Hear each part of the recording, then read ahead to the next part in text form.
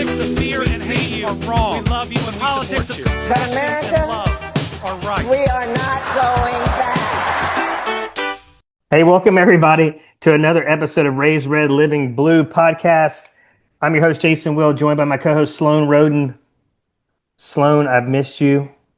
I missed you. I need to hug you sometime soon. You've been on a Pride Month journey, sabbatical. Yeah.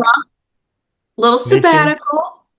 I'm the one that had the sabbatical. Like, I feel bad. Having a month off, I'm telling you, is nice. You deserve a month off. I just got to find people to fill the spots. Oh, we got I can give you such a month. So if you load me up, I'll take it. But it was so nice. And I wanted to tell you that I've been in a little bit of a political bubble. As in, full of politics or without politics? Well, this is going to sound confusing, but really neither. I mean, just scaling back a little bit, just try not to absorb so much. Just kind of seeing what the Diana Will life is like, and it's pretty damn nice, I'm going to tell you. But I don't want to encourage people too much with that. I think it's good to do it like you would do a sabbatical, like you would do a vacation. And you got to come back to it because there's way too much stuff happening. But what have you been up to? Oh, man. So I've been trying this thing where I say yes to things and I don't overthink it and be like, oh, well, we can't do that because we got to be at the farm here and this. And I'm just like, no, let's say yes and we'll figure it out. And it's been really wonderful. We've popped down to the beach a few times. We've done it with just Steph and I for a quick little day or two. Met my cousins down there. So we had some family time with extended family. Spent a few days down there with my dad over the 4th. So that's been really great being around different people, especially family time. Gosh, it's just always so good. And then this past weekend we were in Indianapolis, which was just so much fun, full of the women's basketball. And it was, this is really funny. It kind of it really goes into the theme of this show, but Dad was introduced to this woman who lives in Indianapolis and through a friend. She was like, hey, if y'all ever come up, let me know, we'll get together. And my dad loves planning trips where you can see 2 games in one weekend. So last weekend we went and there was a game on Friday night and Sunday night. So it's jam pack as much basketball as we can. And this woman, her name's Shawna, shout out Shawna Toy, really Dad was like, hey, we're coming in town these nights. And she's like, awesome. I have multiple different friend groups coming in at the same time.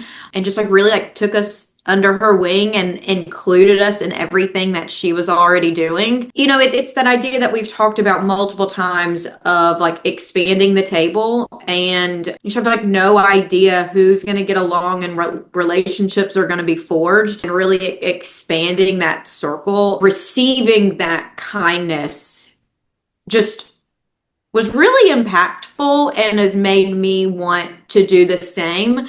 It hits on so many things we talk about here, but, expanding your circle, expanding your tribe, opening doors, but also coming from that mindset of abundance and not scarcity. We can't have a scarcity on friendships or relationships. So there's been a few just wonderful things I took away. But Saturday night, Shawna, she's a lesbian. And so it was me, Steph, and Shawna, and 2 couples of friends of hers. So it was 8 people at this big table, and Dad is the only man and the only straight person. And he was like, I loved it because y'all just talked ball the whole time. So now we're calling it Kenny and the Gays. He's been, Dad's if there's gay women watching basketball, I'm all in. That's awesome. So it's hey, we're just like everybody else, big group. So it was just a really wonderful time. So there's been a few things just in my personal life that have happened to me. I mean, gosh, we're only 6 weeks into the summer that have been really good life lessons for me. So I'm really happy. I'm in a awesome. happy headspace. Well, I'm just assuming that your dad is still a straight man Mhm. today, right now. So he had that Right. whole weekend surrounded by lesbians, and he wasn't turned into a lesbian. Was He's not turning not on. gay. Nope. Mm-mm. He's not a gay man. He's still a straight man. Right. But he does like that he can talk about beautiful women with other beautiful women. Can appreciate beautiful women. Yes. So we didn't turn him into a lesbian, but there's some interests that overlap. Yeah, there's some common ground. Yeah, for I sure. love it. I For love it. sure. Well, I wanted to just kind of dive into your Pride Month. I've got 5 questions for you. This should be pretty efficient episode Yeah, because we're prepared with questions and everything. Did you have time to look over the questions? I did. I Okay, did. good. Well, let's dive in. Like, what were your big takeaways from Pride Month? So you did 3 podcast episodes total? 2 recordings, and we were able to get 4 episodes out of Four it. episodes. Okay. Which I loved. It just gave a lot of time to dive really deep with a few people and for anybody listening. And then it was nice because I felt like there was like a little natural break in the topics and we didn't have to like cut out things. And so I really liked the ability to just really hone in on people's lives and their experiences. And my goodness, my friends have shared those episodes and they've received just like wonderful comments from their friends and family. Lindsay Sports said her sister reached out to her and it's like, you're my sister and I've known you my whole life, but like I even learned things about you and your experiences, through listening to your episode. So it's really special to me, and it seems like it's been, it has touched, multiple people. But one of the things I learned, well, one thing that was really kind of special for me in Lindsay Sports episode, we talk about, in coming out and, whether it's like in that time period where you're trying to figure it out or like in that phase of coming out, how some of us, I did, Lindsay did, pulled away from people like from previous phases in our life.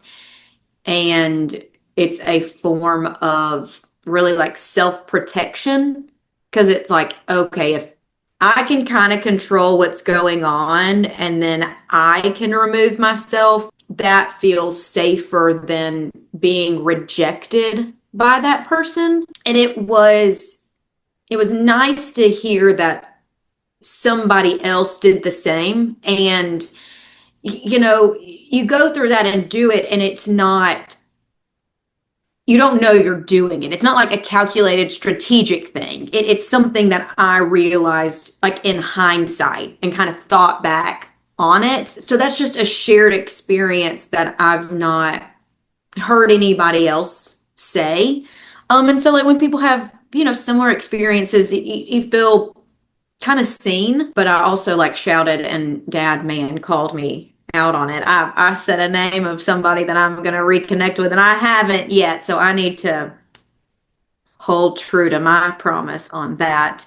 And, there's been people that have reached out to me and have said, was it something I did? And I said, no, it was all me. It was all me. It was fear. It was, I knew the church we grew up going to and the messages we received, and I assumed I knew what your response would be. And so there's some people that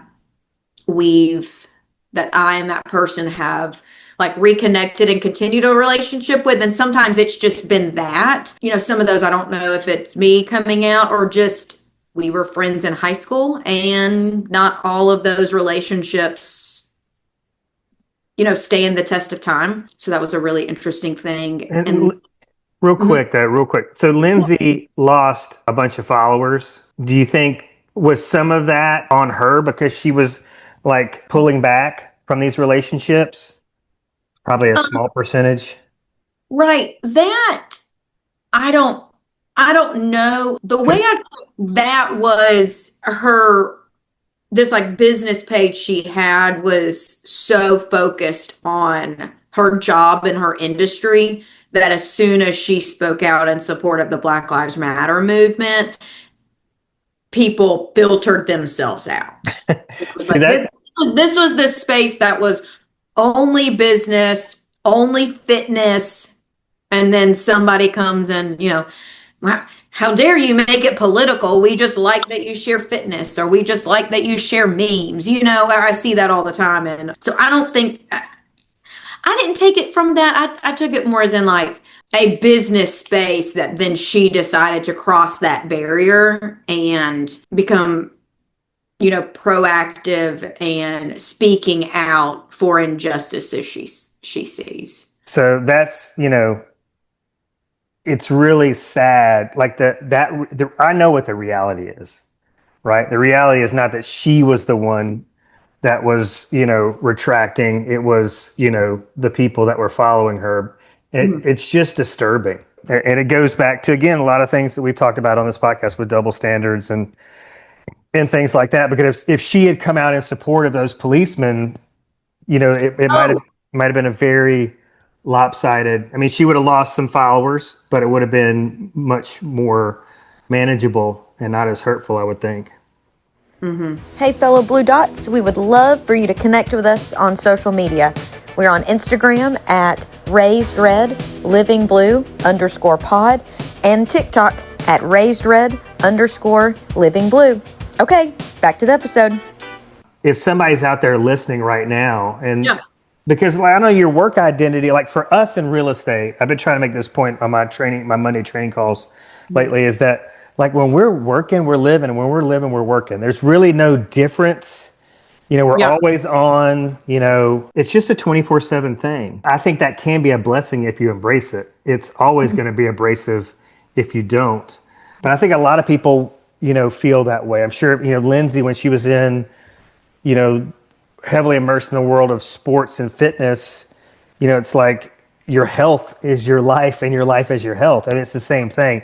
And to not be fully known or identified as who you are and what you stand for because you're afraid of hurting your business is something, again, we go through in real estate that you and I probably are still wrestling with to this day. Like, should we be on here recording this episode right now? Right. It's going to cost us something.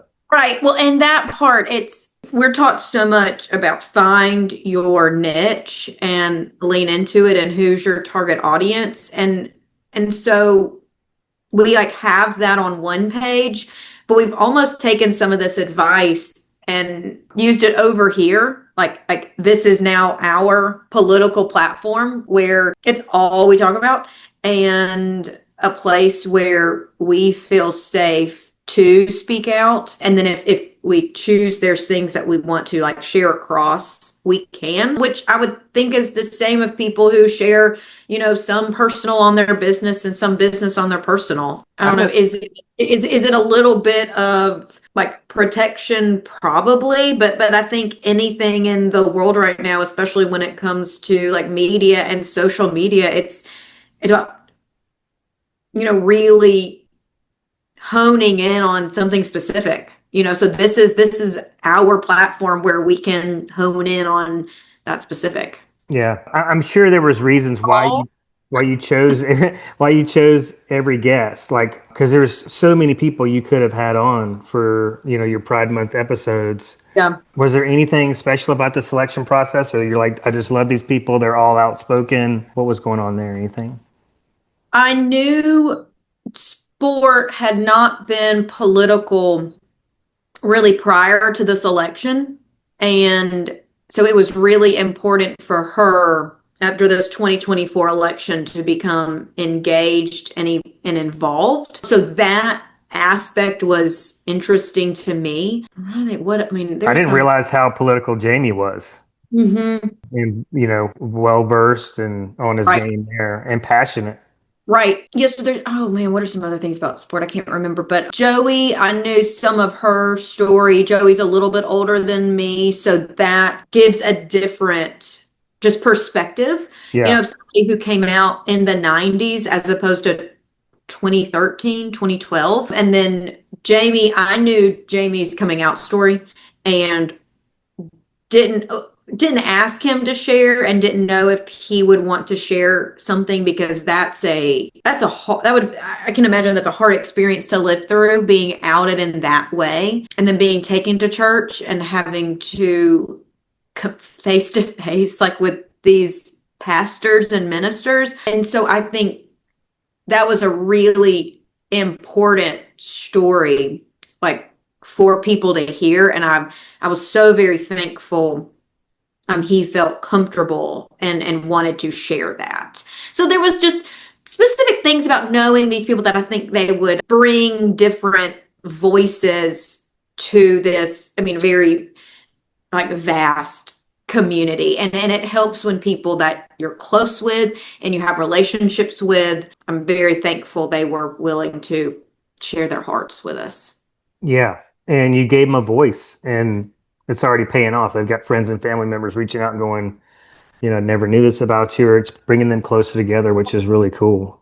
Mm-hmm. I like it. I do like it a lot. And it's like this idea, it's like the gays, they're so intangible. And so it was just a way to be like, hey, look, we're just like, we're a lot like everybody else. I'm shocked that Jamie came through that process and is still identifies himself as a Christian. That's pretty amazing. And it's, there's no bitterness in his heart. Like he still is so loving and kind and wants to give back and help others, and still a believer. Yeah. That process would have hardened me for sure. Right. I don't know how you make it through that, but I think that's a testament for inclusion and exposure. Mm-hmm. Man, just getting those people in your circle. It's like people like my wife, Diana, my son, Cooper, like they're totally different than my daughter and I, because their hearts are just like so big. They're so forgiving. They're just such generous souls. That helps soften me up a little bit. So it was funny. I was listening to Kara Swisher and Scott Galloway talk about this war on Sesame Street wokeness. And like Scott was like, I think it was Scott pointing out, he's like, or it was Kara. Kara was like, all Elmo wants you to do is be nice to people. And that's woke. Right. Like what's happening to us is pretty scary as usual. And it's amazing. I told you I was taking some time off, and it's weird because like I'm feeling this. Like, is it peace? It's, the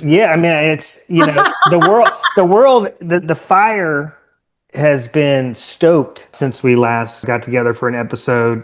The world's still burning out of control, but I'm just like, but we'll get to that in a second. I want to get to question number 3, which there was a phrase used during the Jamie episode about normal gays. Yeah. I was like, we're just normies. So I wanted you to clarify that what's the position on, well, first of all, what's a normal gay? What's an unnormal gay? Yeah. Okay. So like the term like normies is, I don't know where I started. I've heard it on social media, but it's just like civilians, like not celebrities, not, just people out living their life. And I feel like sometimes in the media, and especially the right media, portrays gay people like, I don't know, almost like salacious or insidious. And, and it's just like, well, the 3 of us sitting in there have all been in 10 plus year relationships, very monogamous. Jamie and his partner are married. Joey and Karen are engaged. We are neither of those, but, in a committed monogamous relationship. We all have full-time jobs and homes and, different phases of family planning and thoughts on expanding families. So it's these things that, like, there's so many shared experiences like we have with like the rest of America. Like we want to love our people, and we want to have a home that we come home to, and we want to have a job that fulfills us, and friends that lift us up, and experiences that infuse our lives.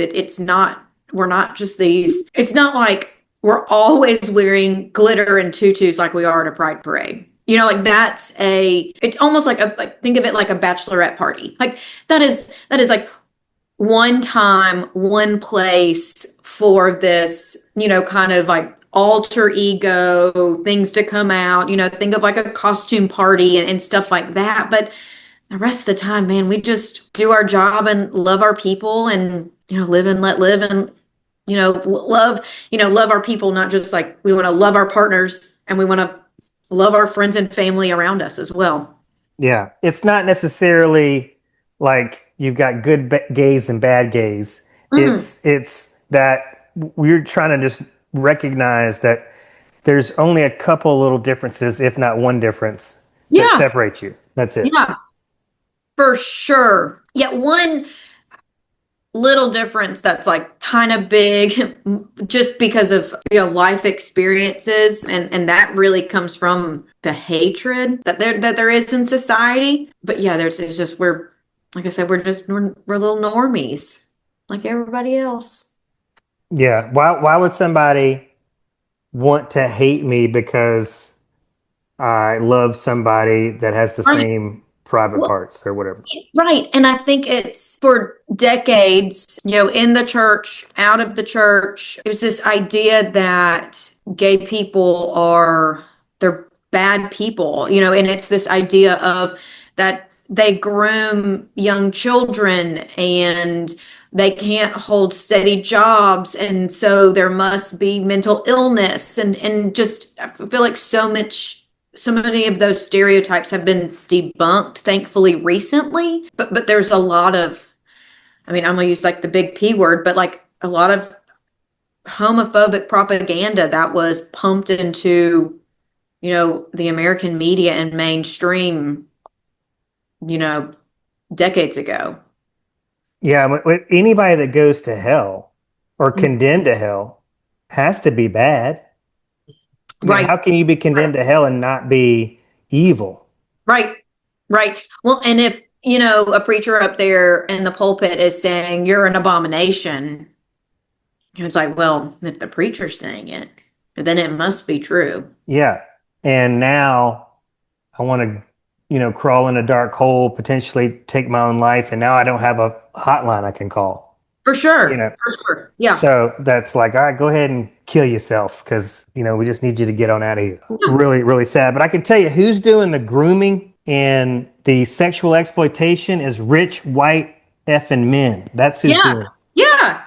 That's front and center in the headlines, which we're about to get to in just a second. Here's the reality. And it's not a blatant reality right now, but it's soft serve at this moment in time. But the reality is, if we had 1 million followers, the White House, if we had a big enough audience, and we were creating a big enough ruckus, we were making enough waves, the White House would do something to shut us down.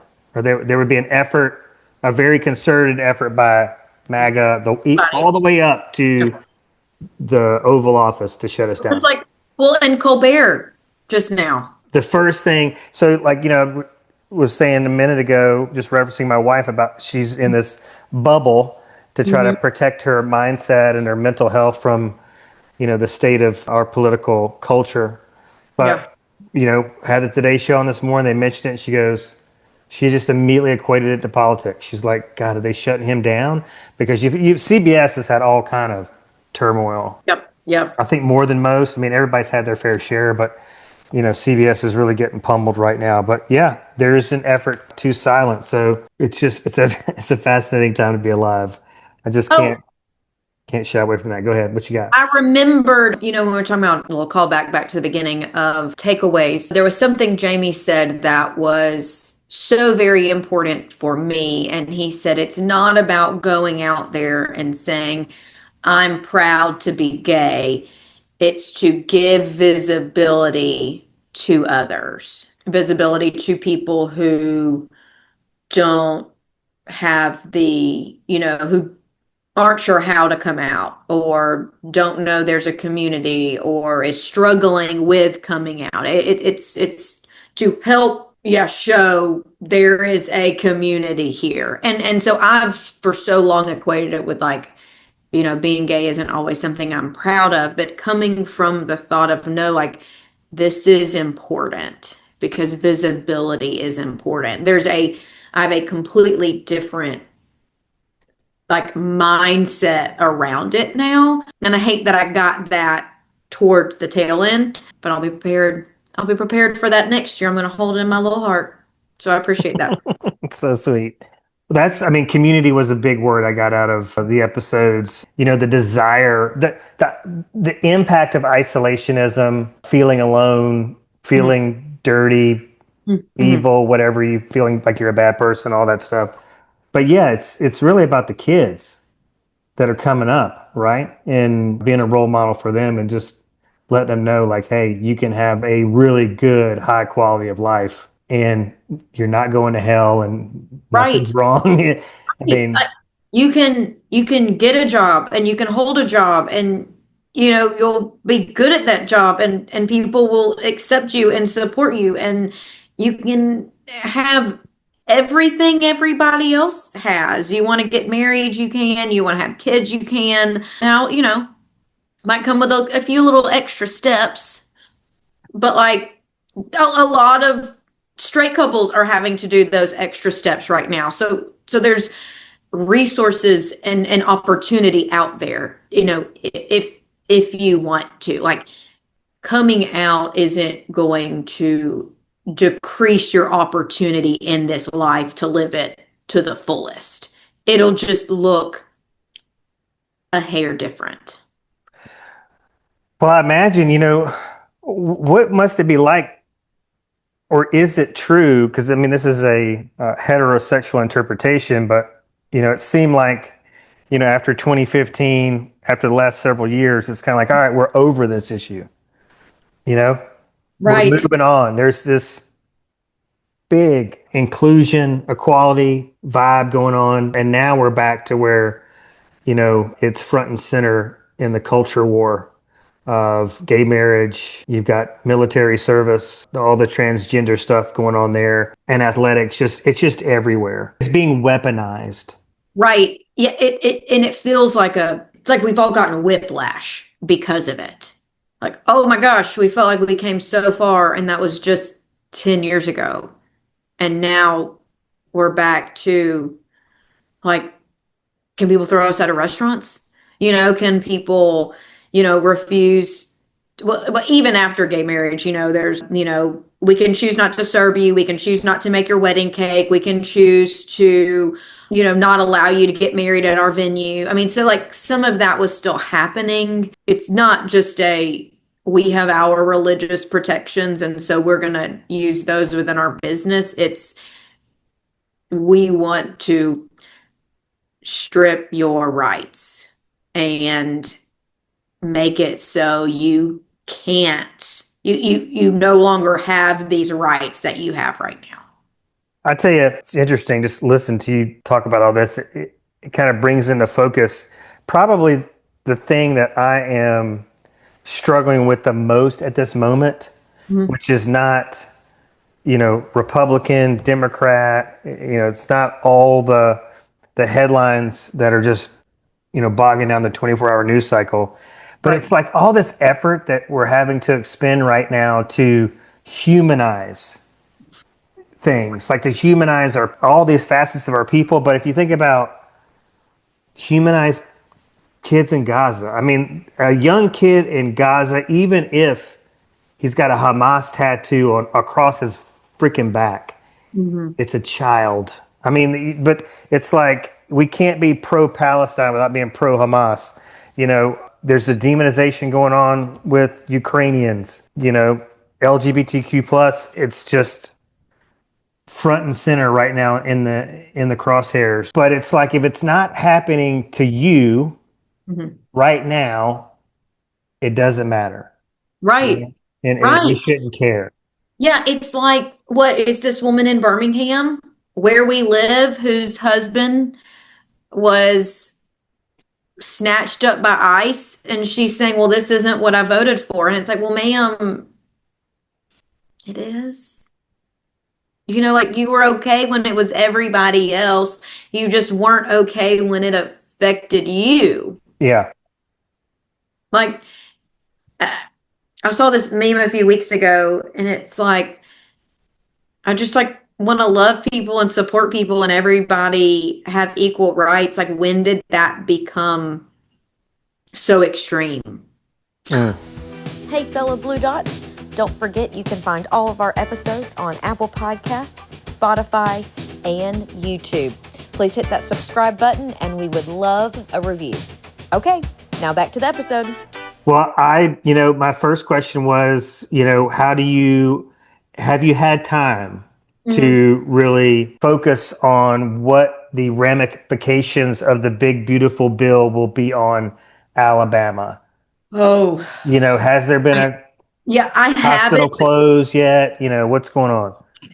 I haven't, but God, it doesn't sound good. I'm thinking about Shamari, in like areas like Connecticut County and things like that, where that's going to happen. I have heard nationally, a rural hospital or rural hospitals have already closed. And it would be interesting, when Alabama refused Medicaid expansion from the federal government, like we had a string of rural hospital closures then. So did we get through the worst of it, or will there be more?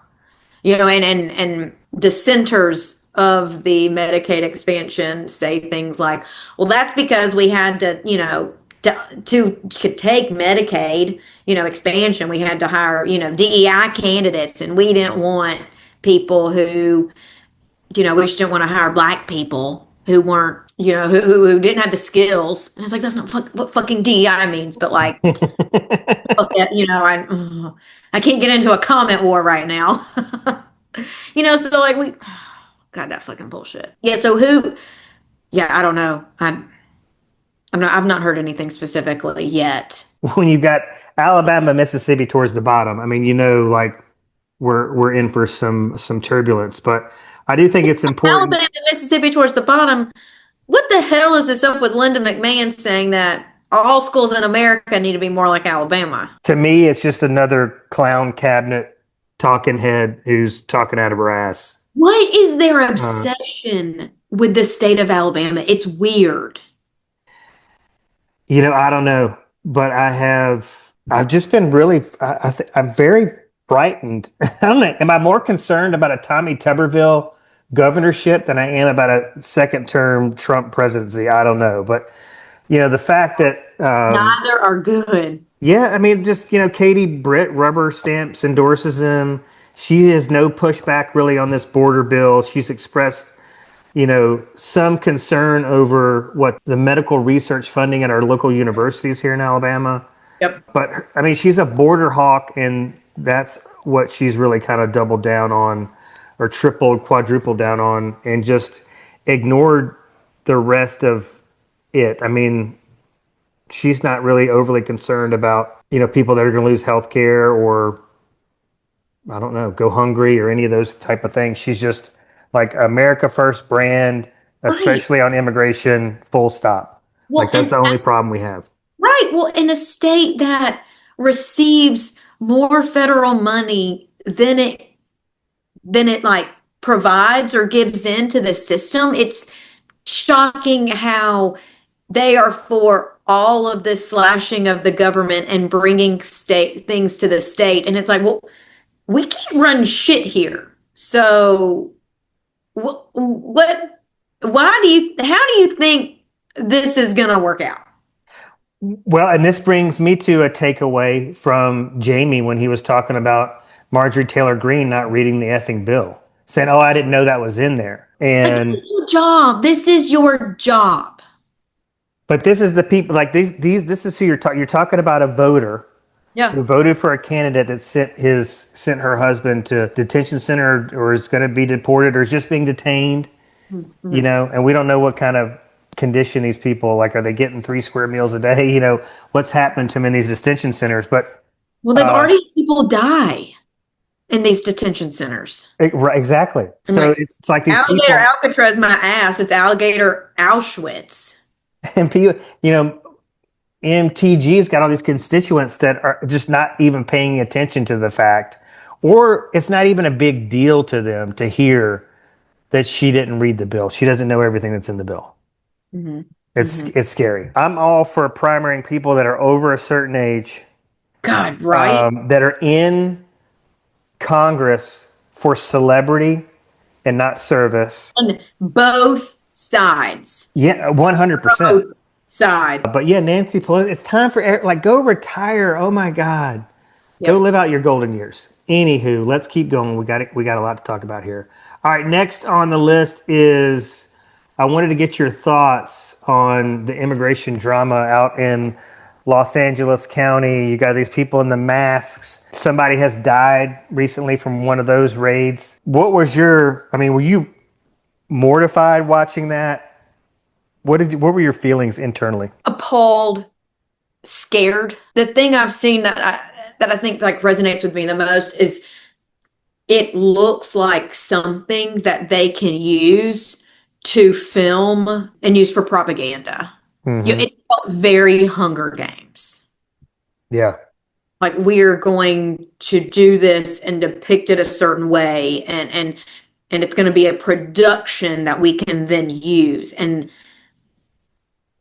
it's so icky. It pains me that we even give them ammunition. I just, when things are burning, that's the only thing that bothers me is that when it's not peaceful, when it turns destructive or violent, it's like the whole Black Lives Matter movement to me was overshadowed by burning buildings and looting. It's like we give them all this ammunition to use, but I understand where that comes from. But also that's just racism. Yeah.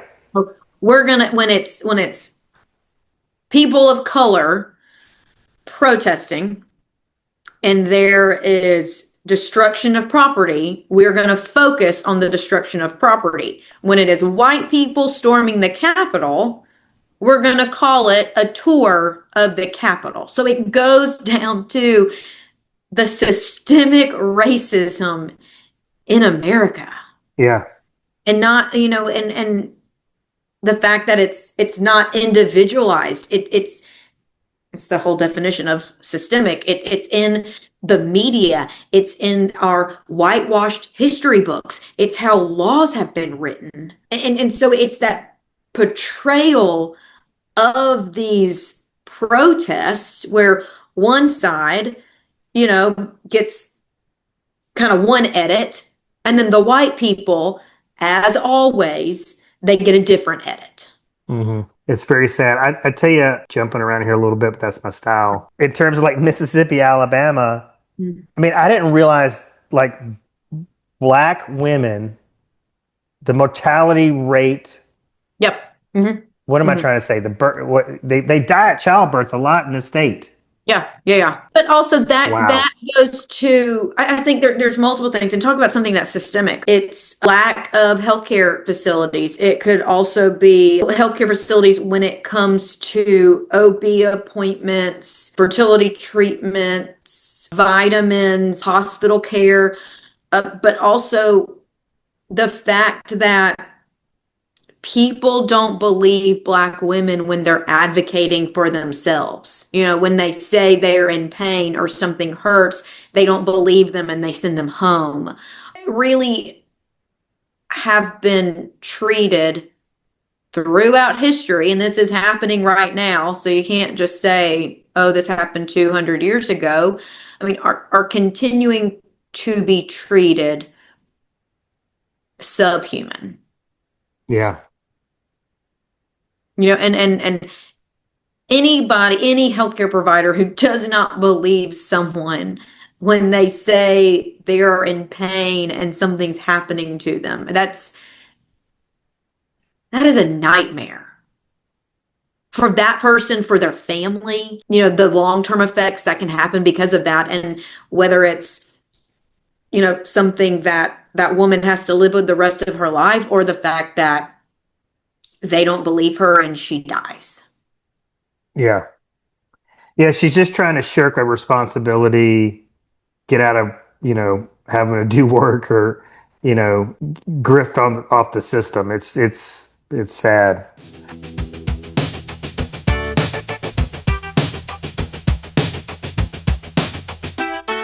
Here's the times we're living in, right? Okay. Yeah. So we've got a human rights issue going on right now in America. Yeah. But then at the same time, we have got a gay male politician that is polling very, very highly, very, very strongly in terms of a 2028 presidential run in Mayor Pete, which I think is astonishing. It's like the more they try to fight against progress, the more it comes back to bite them in the ass. The Epstein list shows that, or reminds us that, right? That I was thinking about this a second ago. Every cult falls. Like, I feel like Scientology is a cult that hasn't fallen. Maybe its time just hasn't come yet. But most of these cults fracture and they disintegrate. And I just think there has been this expectation, given the personalities, the egos of the members, that this thing should have blown up. I mean, its leader is so erratic and so irrational, just so gross. You would just think eventually this is going to come out. So the list has shown us that his supporters are not blind. The bulk of them are not, they're not just going to blindly follow him no matter what he says. If he tells them to fight against this or shut up about that, they still have some ability to make up their own mind about something. It's sad it's Epstein and not our democracy or not the rights of our fellow humans. Right. I think that's probably your frustration, is that it's just a fucking list. And it's like, what is it going to solve? Or what's the deal? And we've got so many other major problems on our hands right now. Yes. Yeah. There's so many things. We all have the stuff that like pulls at our heartstrings, and that just, you get to a point like you can't care about it all. And what we've seen, like, okay, so what? Let's say Trump's on it. He incited an insurrection and still got reelected. Like, the fuck is actually going to happen to these people?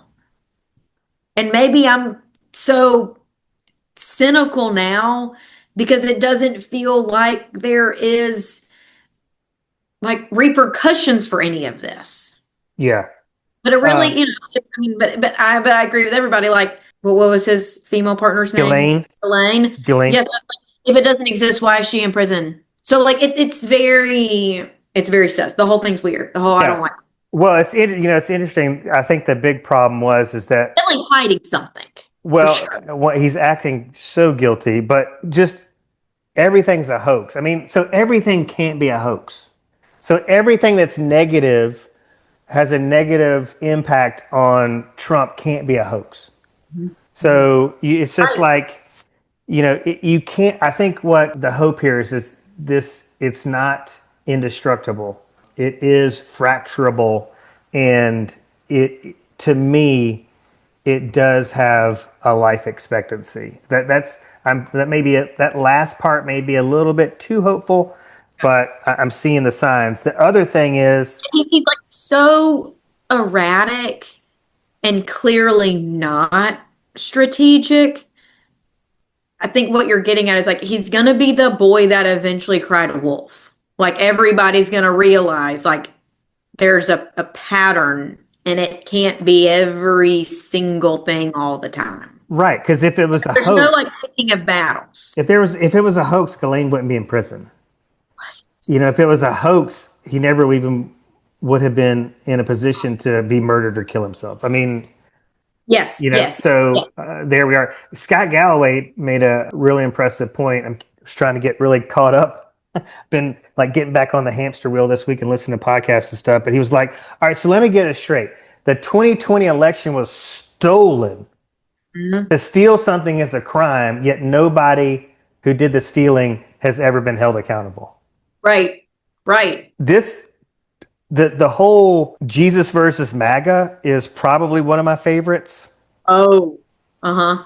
This is also give me hope. Just the hypocrisy. It's exposing the double standards, but it's just like all of this is against the like putting on a mask and separate tearing a child away from their mother is not Jesus. There's no Jesus in that. There's no Jesus that can be found in that. So that whole argument, that whole moral high ground is disintegrating right under their feet. The 180 on Putin, like everybody except for Trump knows who Putin is. Even Jason Will, average IQ male in a red state, understands that you can't trust that sumbitch. So when he goes, oh, he's not really a nice guy, it's like, hey, dumbass, everybody has known that this whole time. So anyway, I think that's all I had on my hope list. Okay, so this is interesting. I'm going to hit you with this. A few weeks ago, I got into a really like Middle Eastern algorithm. And it was the weekend of it was right around the Israeli missile strikes. Yeah. And the Iranian retaliation, that this was crazy. There was like rooftop bars in Lebanon, and like you can see the missiles going through the sky, like they almost look like shooting stars. And there's like ABBA playing in the background, and everybody's like, who knew ABBA was gonna be the soundtrack of World War III? Oh my God. Because, Gen Z is just so unserious and makes a joke of everything. But then it, kind of like watching that and like going more, and I really got into like historical accounts and these creators who, talk about the history of Persia, really shows how whitewashed the history we've received, like the version of history we've been spoon-fed our whole lives. And, Persia had a sanitary sewer system when Europeans were still dumping buckets onto the street. They were a very innovative culture, and we aren't taught that. And I have to, one, that's sad, but it makes me step back and have to think of, okay, most everything I've been taught has been skewed a certain way because of, being in America and being white, and because of colonialism. And so just trying to scale that back and open my mind and learn new things. And then also just learning about AI PAC and how much money from Israel is given to these candidates on both sides. It just does not feel good. Like, I don't support that the United States does exactly everything Israel does and co-signs everything. Like, I don't think that's right and fair. I in the camp of free Palestine, and then also learning that America staged a coup on the Iranian government, and then that led to the overthrow in the 70s, which got us to where we are now. And this idea that, this neocon idea that America has of, well, we're going to go in and we're going to change things and we're going to create this democratic government, and it's never worked. And just thinking that like we have the answers, it's made me, there's been some like skepticism that I'm like learning and thinking about. I do some hope. I like this Zohran Mamdani, this New York City mayoral candidate. There's still another primary because they do ranking system, which is kind of confusing and interesting, but he's the leading guy right now. But I don't like that institutional Democrats hate on him because he's Muslim, but I was so excited after the election. He seems like a really, really cool dude. It reminds me of like Obama and his marketability. Obama did that like hope and change, that picture that people took. It was kind of like an art graphic that they changed his face to, and then everybody could go in and do theirs. Mamdani's visuals that he uses a letter font, which is reminiscent of the delis across New York City. So there's this recognition and nostalgia that people have, and it like infuses him in the community. He's young. He's only like 33. I think it was like the biggest turnout for, 20 something and 30 somethings. I mean, so that really gives me hope. But I dislike these institutional Democrats coming out against him just because he's Muslim. Interesting. I found a little nugget of hope in there, I think, Mm-hmm. that I deciphered. Yeah, if young people are running, and when young people run, it makes the young electorate excited. And it goes to show these other people need to be put out to pasture. They're old ideas, they're antiquated, they are shackled by their donors, and young people are getting excited and are the future. Well, and he inspired, I don't know what the data is, but a movement of young Democrats getting into political races, which is phenomenal. But the other thing that I found in there was that the world, MAGA would hate this, which makes me love it. But I think there's a lot of truth in this, is that we're just living in a big gay world, a normal gay world. And what I mean by that is, because you were talking about, having a lack of exposure to the people in the Middle East. Think about early 2000s, the amount of slurs people said around here, loudly, freely. I'm gonna just go out on a limb here and be very transparent, but I am absolutely sure after 9/11 that I made statements that all Muslims should be eradicated from the planet, or something like that multiple times, laughed at jokes that insinuated that. And it's just like, all right, well, so the thing that separates you and I is that you're gay, I'm straight. What separates me from, somebody that's on a rooftop bar in Lebanon is that they're Muslim and I'm not. So, on a whole host of other things, we probably have a lot of the same interests. They love to travel, they love good food, they love good company, they love a good laugh, they love a good orgasm. Oh, there's a okay, do you know the guy, he does like the subway takes? I've seen him, yes. But he always asks everybody, like, what's your hot take? And this woman said, Southern culture and Arab culture are closer than they think. So what's your take? Southern culture and Arab culture are cut from the same cloth. 100% unsure because I've never been to the South. Really? But I'm going to disagree. Okay, so hear me out. Let's start with the big stuff. They're very family oriented. The South? And the Middle East. True. Hospitality to the point of aggression, especially when it comes to food. True. Line dancing and dabke. Wow. The South has an awful lot of similarities with the Arab world. That's strange. They don't know that, though. They don't. And they would not like to know. You think so? Because another thing that is similar between South and Arabs is that they're both quietly racist. Maybe. So they're more nice than they are racist. That's the thing. It's the horseshoe effect. It's what it is. I mean, it's just like the whole world. There's a very small degree of separation between all of us. And some of these things that separate us are just very controversial.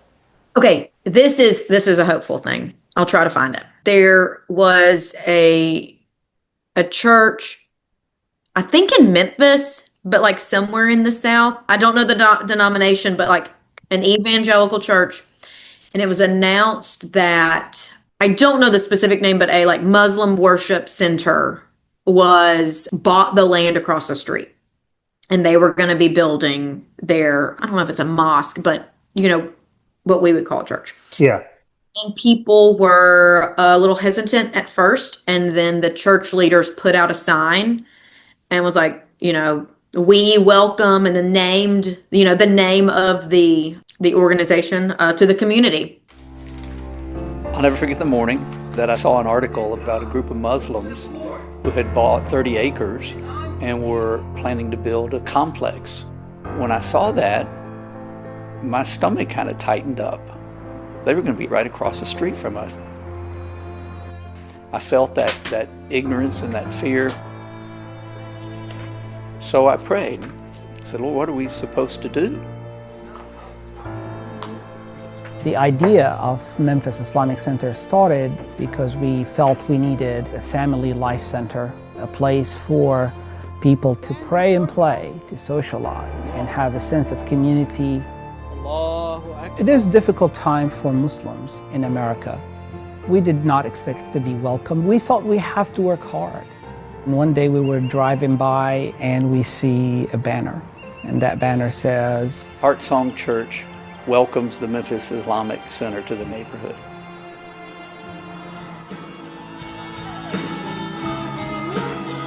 Me and my wife both were thinking about leaving church because I just did not accept what was going on. Lord, we are so humble. I went to Pastor Steve and asked him, I said, what are we doing? He told me to read the Gospels. When I read through those Gospels, and I figured out I was the problem. What was going on with the world today? I was the problem. It was a beautiful, hopeful, I'm pretty sure I was like sitting there crying. But if we can get past fear and lean into like curiosity, vulnerability, but also some hospitality, just another sign of there is more that connect us than divide us. We've been sold a shit bag of goods that because they worship a different deity or their version of the Bible parts ways from ours. We all, believe in Father Abraham, it's just what son became, our Bible, follows and theirs. We've been told they're the enemy. And for some reason that fits somebody else's agenda. Yeah. That's what it always is about, is an agenda, and somewhere there's profit, in there. So it's the agenda is typically around money or control. But man, what a great way to end this episode. I thought that was a very powerful quote, one that you'll get over 1,000 views on social media for, while I'll just get the crumbs that fall from your table. And also, like, TikTok, be kind. I don't know all the right words. So if you can educate me on what to use and not attack, I would greatly appreciate that. Educate, not attack. That's a great one. Shout out. It is the WNBA All-Star break, which is why I'm wearing my New York Liberty t-shirt. We've been all ball all the time, and it's the best time of year. Yeah, well, we all need to find some kind of a healthy distraction in this very troubling time. I also want to give myself a shout out for the memes and the TikToks that I've been posting to our Instagram stories account relentlessly, even though I've been on this kind of political news cycle sabbatical. I'm very proud of myself. I think I'm finding some of the best and the most hilarious things that are out there. Hey, Jason, well, I gotta say, your gulf of authoritarianism, I spit my drink out of my mouth. It was so fucking funny. I'm glad you found that house in Seagrove, because now every time I pass it, I'm like, gulf of authoritarianism. Yeah, I loved it. Somebody like, that's my bro right there. A storm blew through and the guy with the house. Some high winds came through the area, and those tapestries, whatever they are, got damaged. So I was just so sad to see that. But I was hoping that Gulf of Authoritarianism clip would help me surpass at least a small percentage of your social media fandom, but it sadly underperformed. But anyway, thank you so much for joining us. I don't know when we'll be back, but we will be back. We will. We just don't know what it's going to look like. It's summer. We're all just doing the best we can. Yeah. So if you want to be a guest and you want to jump on Zoom, just reach out to us. You can call or text me. Hell, 251-583-9728. Let's get some guests going. And let's give Sloan a month break so she can focus on the WNBA. Right? Hell yeah. You can find all our episodes on Apple Podcasts, Spotify, and YouTube. If you like what we're doing here at Raised Red Living Blue, hit that subscribe button and leave a review. Connect with us on social media via Instagram and TikTok. Keep up the fight. We will see y'all next week. Politics of fear and hate are wrong. We love you and we support you. But America, and love are right. we are not